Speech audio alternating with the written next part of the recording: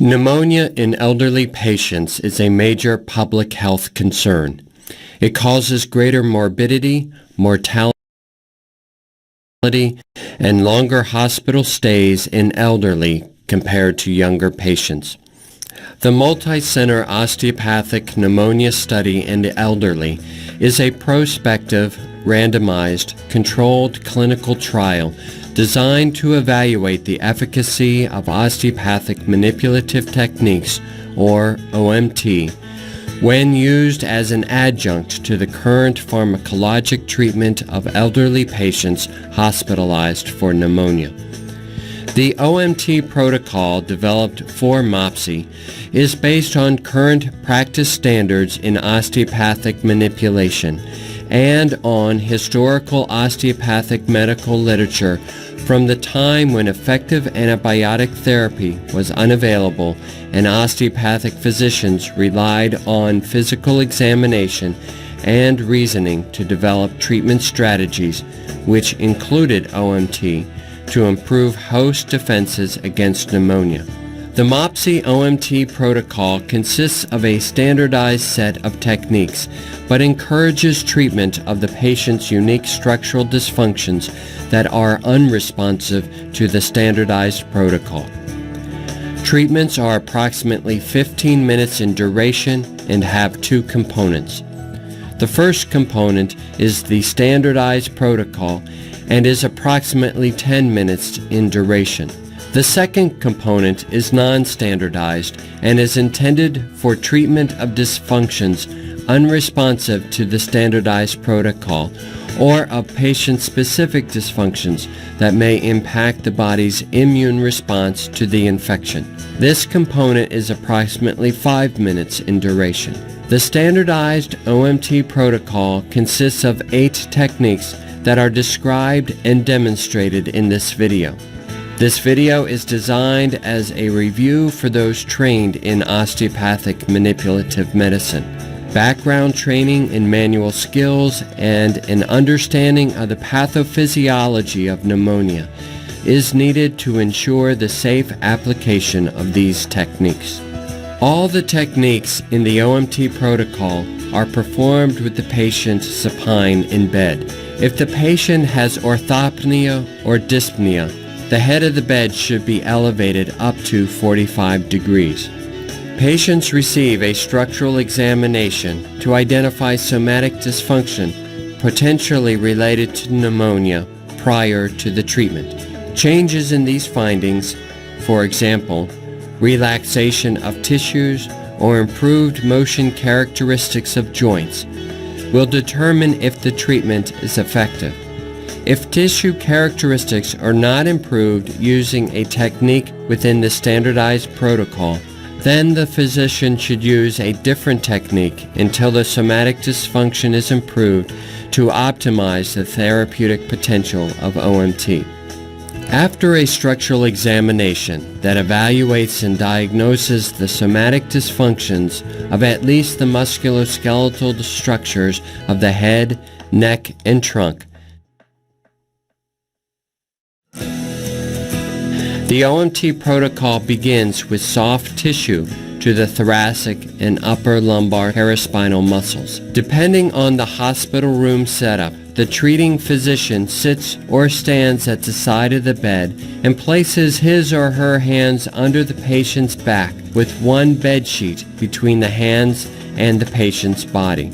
The physician locates the spinous processes of the upper thoracic cage or the lumbosacral junction with his or her fingertips, and then moves the fingertips laterally to the medial portion of the erector spinae muscles.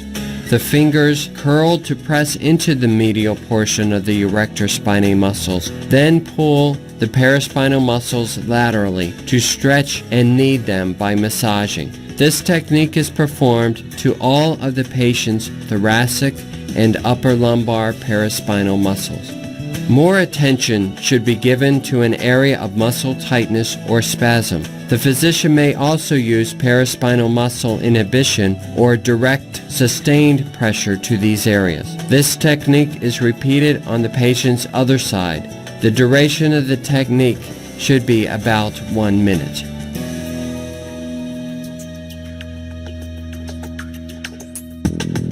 The second technique is rib raising.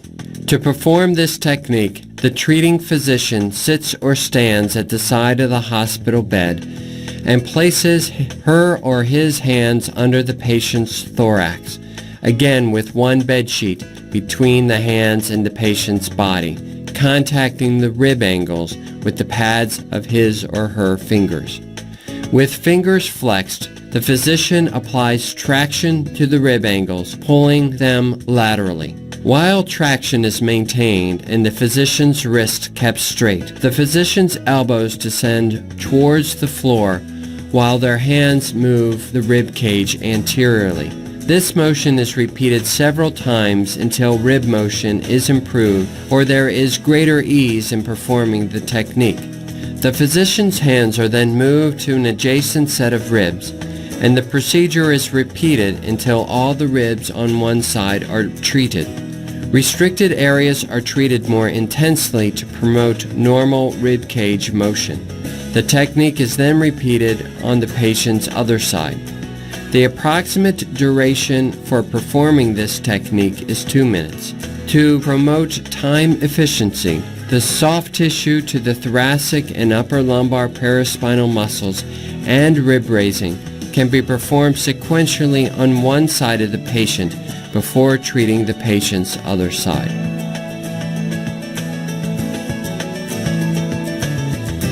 The third technique is an indirect myofascial technique to dome the diaphragm or improve diaphragmatic motion. From the side of the patient's bed, the treating physician places one hand under the patient where the diaphragmatic muscles attach to the lower ribs and vertebrae, and places the other hand on the abdominal epigastric area. The physician's hands then are rotated in opposite directions to determine the direction of greatest freedom of movement. Tissues are then moved in the direction of greatest freedom to a point of balance and are held there until a release of tissue tension is palpated. This technique generally takes no more than 1 minute. The fourth technique is soft tissue to the cervical spine. From the head of the patient's bed, the treating physician places his or her hands on the patient's cervical paraspinal muscles and applies soft tissue kneading and stretching. The approximate duration of this technique is 1 minute.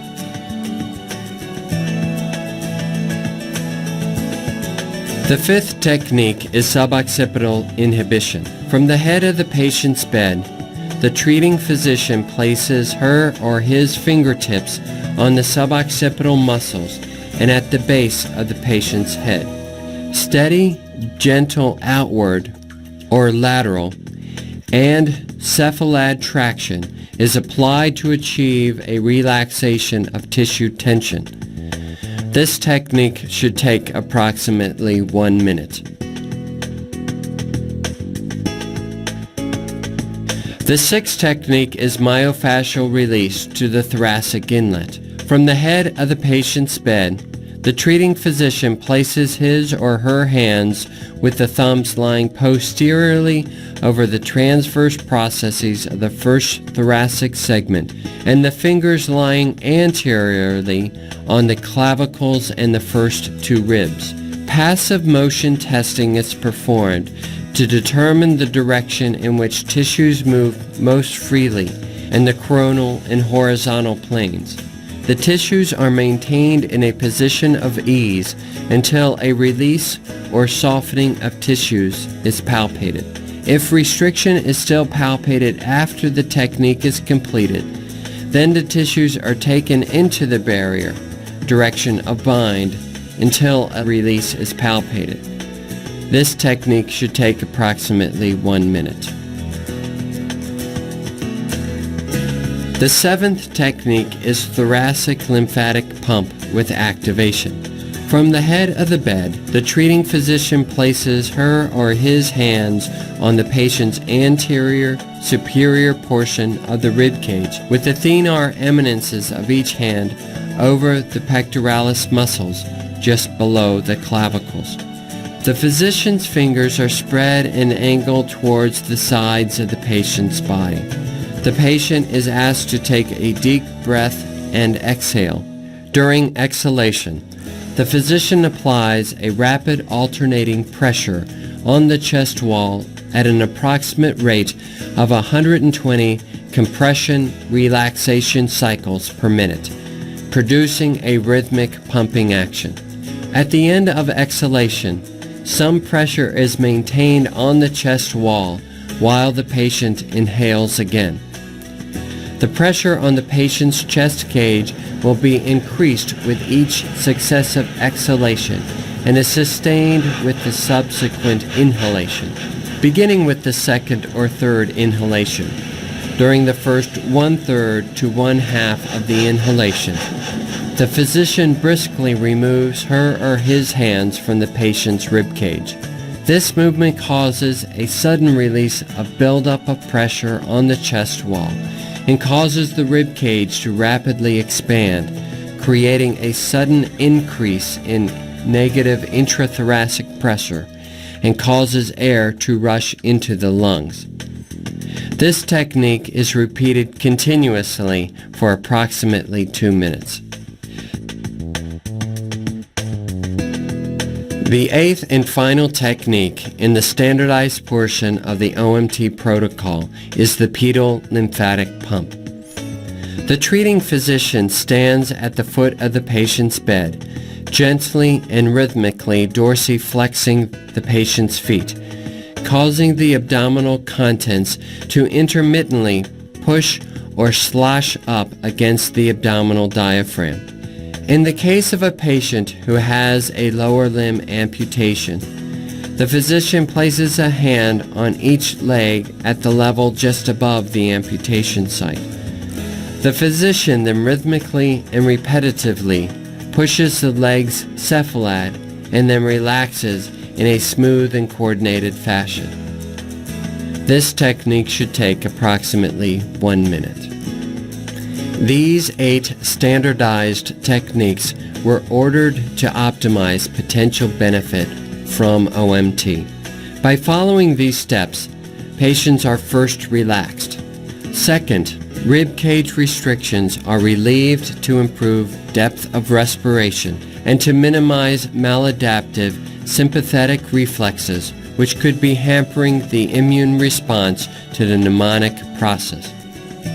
Third, musculoskeletal factors that may be causing maladaptive parasympathetic responses to the mnemonic process are alleviated.